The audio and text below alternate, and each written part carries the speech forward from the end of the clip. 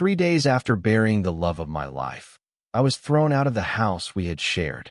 My stepdaughter looked me dead in the eye and laughed. "Now that your wife is dead, pack your things and leave my house." With my heart shattered and my dignity stripped, I walked away in silence. But fate wasn't done with me. On the day of the funeral, my wife's lawyer approached, confusion in his voice. "Have you received the package I sent 2 weeks ago?" I shook my head. I had no home, no address. His reply cut through me like lightning. "What? She willed you everything." Before we continue, be part of our growing family by hitting that subscribe button. And here's something fun. Share your name and tell us where you're tuning in from in the comments. We might feature you with a shout out in our next video, because your support truly means the world to us. Now, let's proceed. The house was unbearably quiet, the kind of silence that feels like it's watching you. 3 days had passed since my wife's funeral rites began, and I still couldn't believe she was gone. I sat on the edge of the couch, staring at her photograph on the mantel.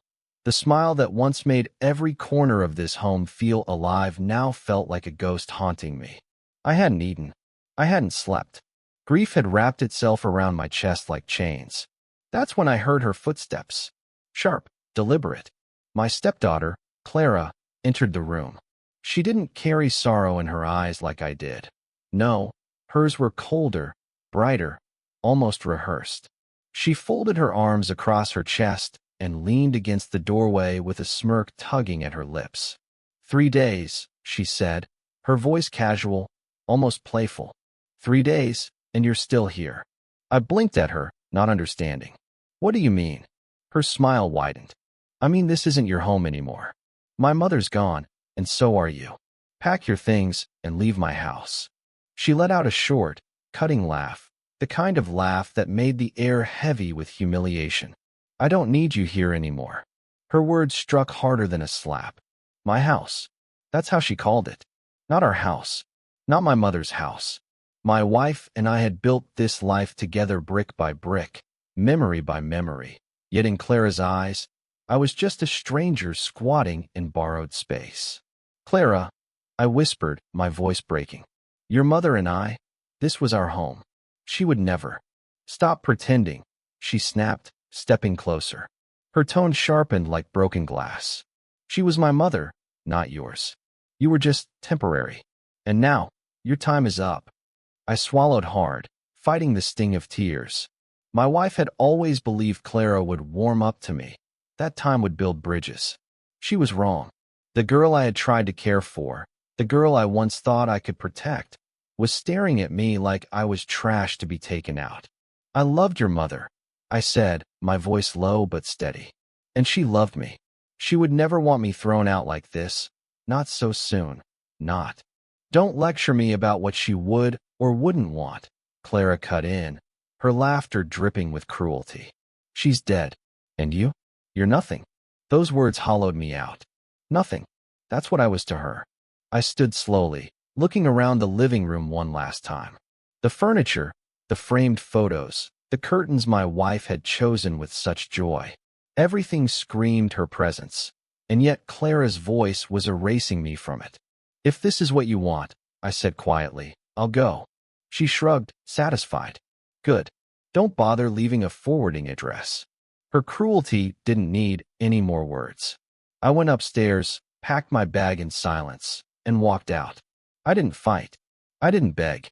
My wife had always told me, when dignity is tested, silence is louder than anger. So I left in silence. The night air hit me like a wall as I stepped onto the street with just one suitcase. The house loomed behind me, the windows glowing with a warmth I no longer had a right to claim. My feet felt heavy, but I kept walking. Each step away from that house felt like betrayal, but what choice did I have? At the corner of the street, I paused, looking back one last time. That house had been my sanctuary, my proof of love. Now, it was just another place I no longer belonged. My wife's voice echoed faintly in my mind, a memory from years ago. "No matter what happens, you'll never be left alone." I wanted to believe her. I needed to believe her. But as I dragged my suitcase into the dark, lonely night, All I felt was the crushing weight of abandonment. And yet, something deep inside whispered that this wasn't the end, that her promise wasn't broken, just hidden. The day of my wife's burial felt like a storm without rain. Gray skies pressed low, the air heavy, suffocating, and thick with unspoken words. People filled the cemetery, neighbors, old friends, distant relatives, all gathered to say their goodbyes. I stood apart from them, just close enough to see, but far enough to feel invisible. Clara was at the front, draped in black, her face painted with tears. They weren't the same tears I carried in my chest. Mine were private, quiet, the kind that burned behind the eyes and refused to fall. Hers felt louder, like a performance for the crowd.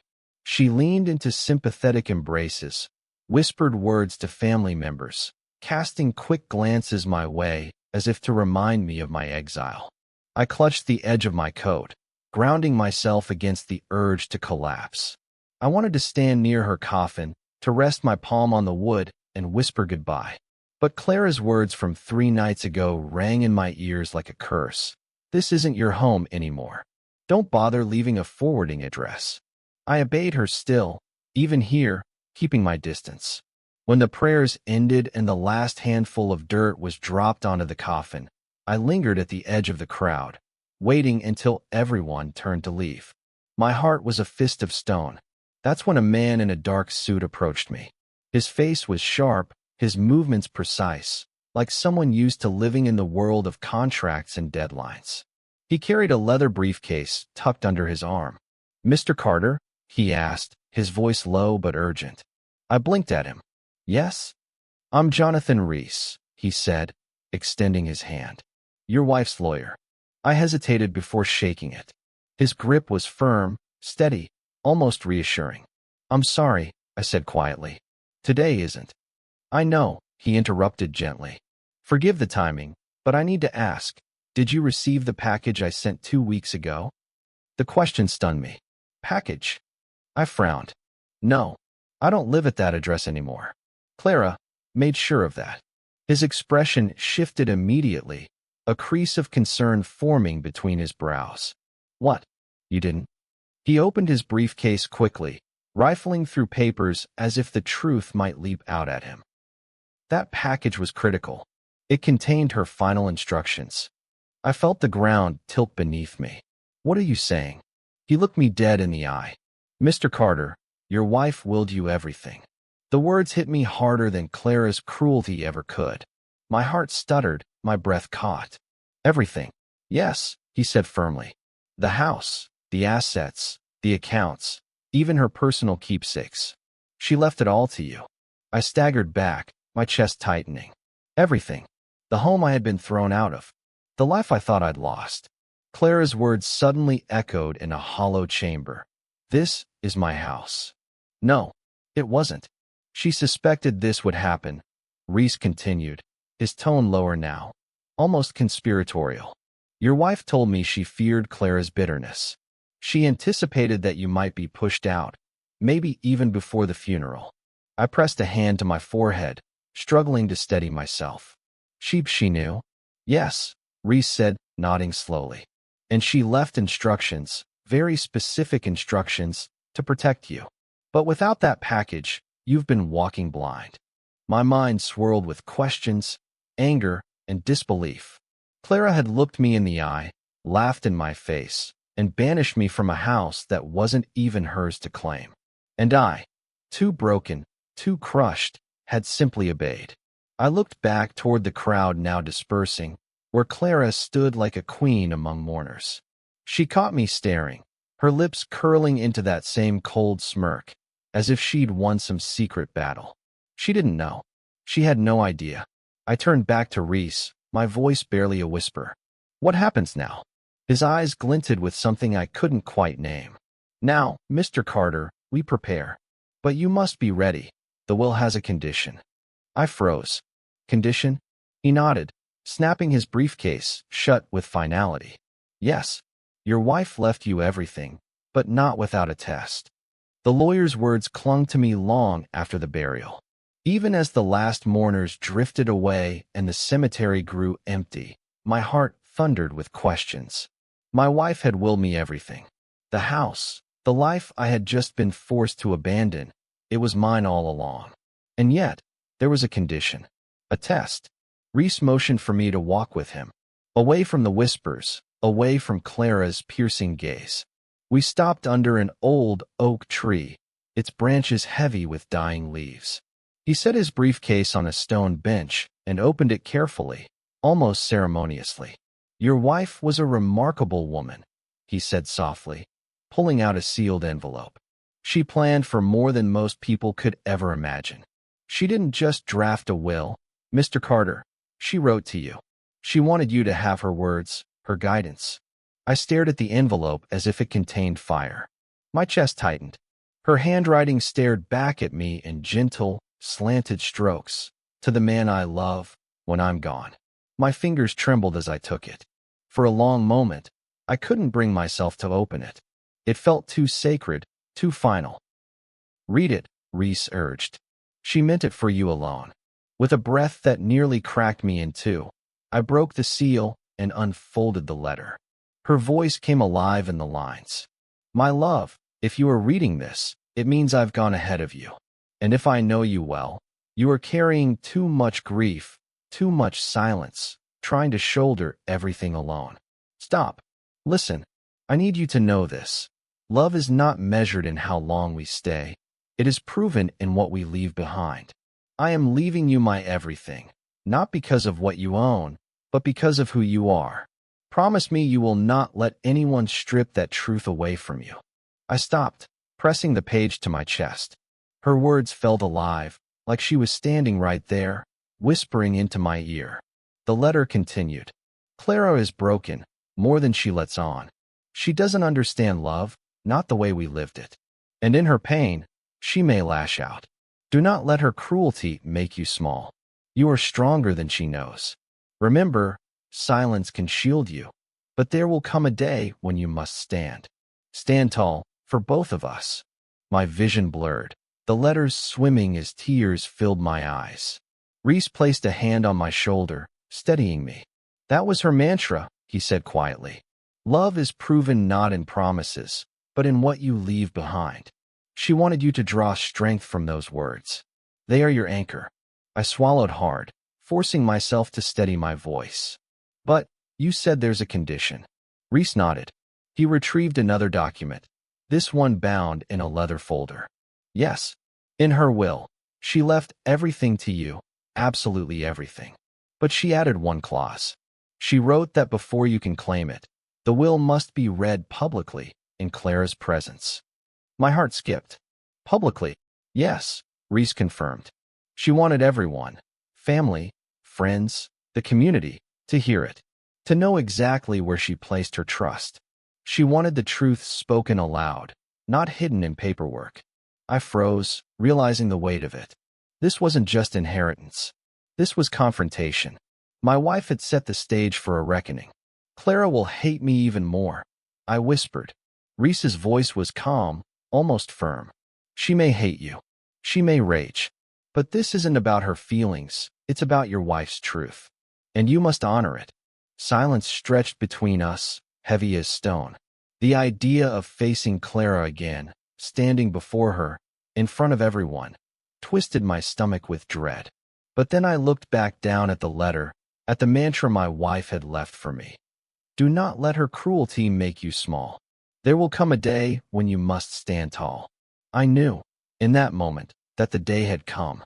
I folded the letter carefully, almost reverently, and slid it back into the envelope. My hand still trembled, but not from weakness. From resolve. "When?" I asked. Reese closed his briefcase with a snap. His eyes met mine with a glint of both warning and encouragement. "Tomorrow. The will is scheduled to be read in her house, your house. Everyone will be there." My breath caught. "Tomorrow. So soon. And you," Reese added, his tone deliberate, "must walk back into that house as the man she believed in. No hesitation. No apology. If you falter, Clara will devour you alive. But if you stand tall, the truth will crush her lies." I clenched my fists at my sides. For the first time since Clara had thrown me out, I felt something stir inside me. Not grief, not fear, but strength. Still, a shadow of doubt lingered. And if I fail? Reese looked me dead in the eye, his voice grave. Then you lose everything. Not just the house, not just the inheritance, but her legacy. And I don't think that's something she'd forgive you for. The next day, the house I had been cast out of loomed before me like a fortress I was never meant to re-enter. My suitcase felt lighter in my hand, not because it carried less, but because my wife's words carried me now. Reese walked beside me, his expression sharp, unreadable, as we approached the front steps. The door opened before we could knock. Clara stood there, dressed in a dark fitted dress, her lips painted in defiance. She looked me up and down with mocking disbelief. Well, she said, her voice dripping venom. Look who decided to crawl back. Didn't I tell you to leave? Reese stepped forward before I could respond. His tone was crisp, professional. We are here for the reading of the will, Miss Clara. Your mother scheduled this meeting long before her passing. You'll want to let us in. Her smile faltered, but only slightly. She stepped aside with an exaggerated flourish. Fine. Come in. Let's see what scraps she left you. The living room was full. Aunts, uncles, distant cousins, even neighbors who had come to pay respects and, perhaps, to indulge their curiosity. The atmosphere was thick with expectation, the kind of silence that trembles before a storm.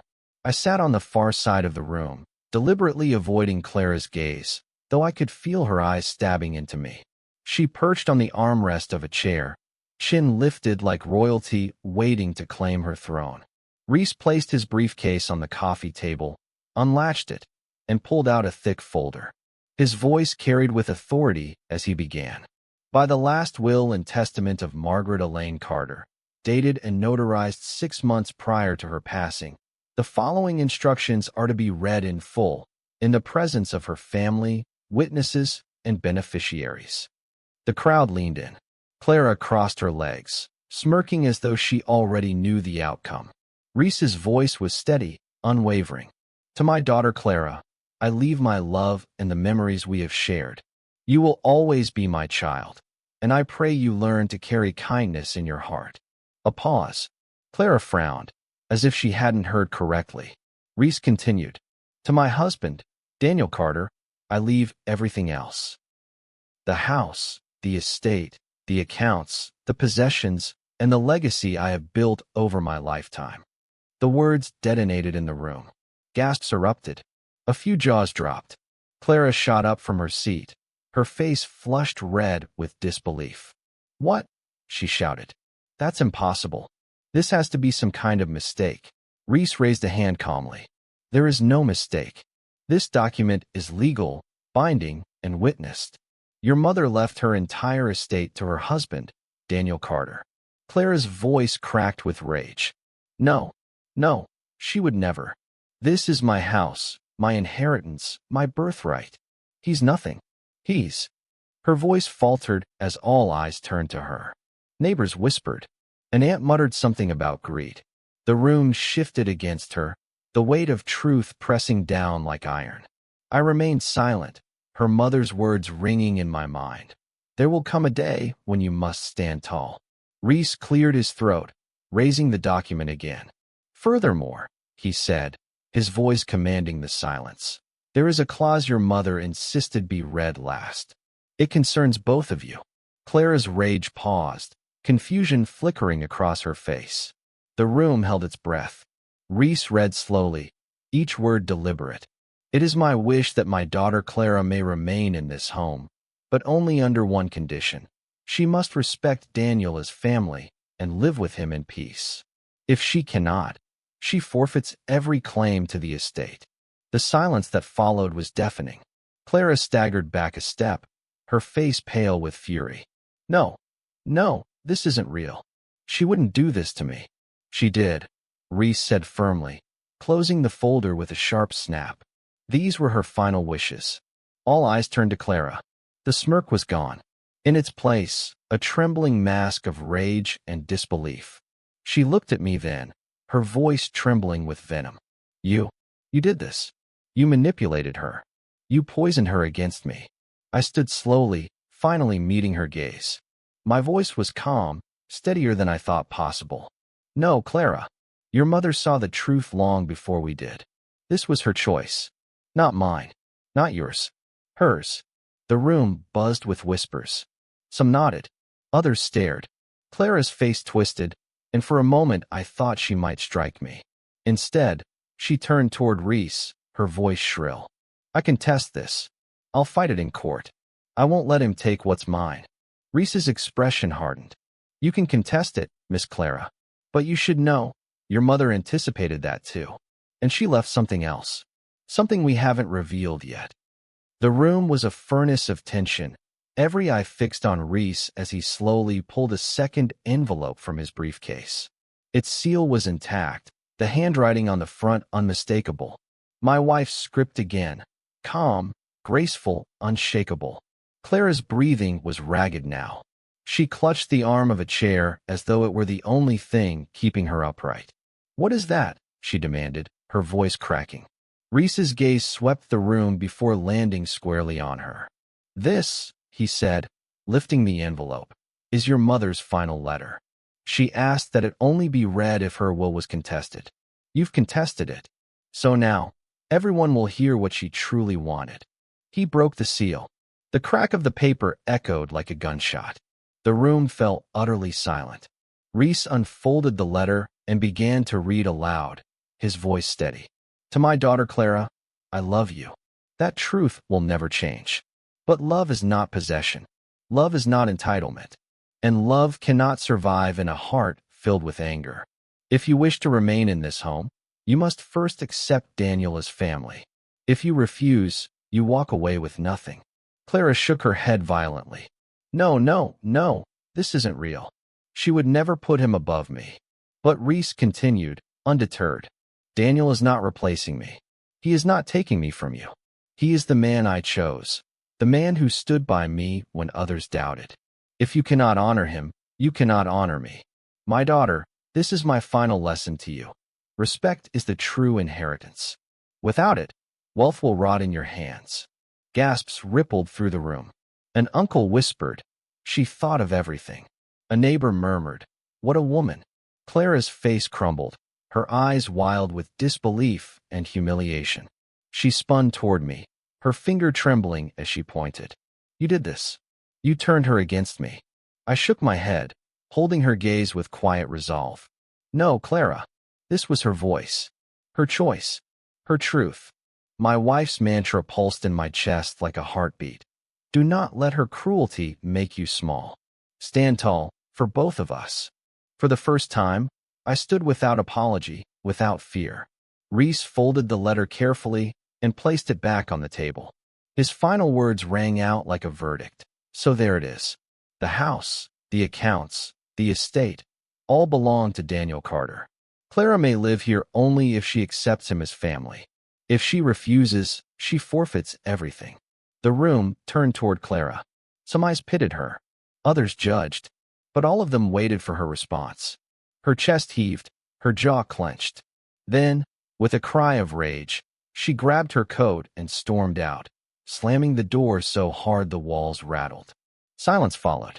A heavy, suffocating silence. Reese closed his briefcase. It's done. The estate is yours, Daniel. All of it. But even as the words settled, I couldn't feel triumph. My wife had left me everything.